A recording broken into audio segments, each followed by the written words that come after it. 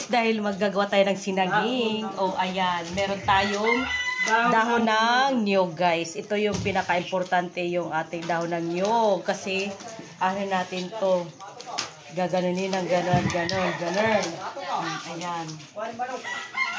Tatanggalan muna natin ng ano. Tawag nito. Walis. Ayan. Oh, ito na yung finish. Yan. Oh.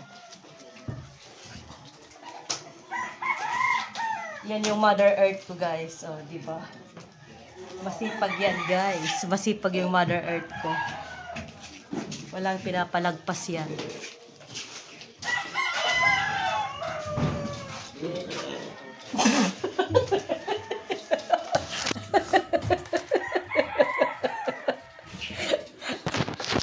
Oh, di ba? Taray ng Mother Earth.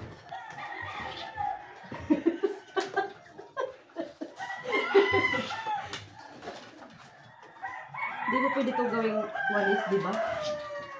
Pwede, bumurad ano. Magtag-alig ka. Kasi naka-ano tayo. Naka-live tayo guys.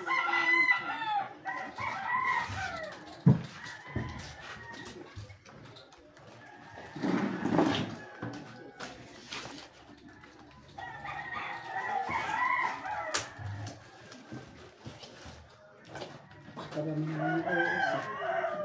Hindi naman pag-isip.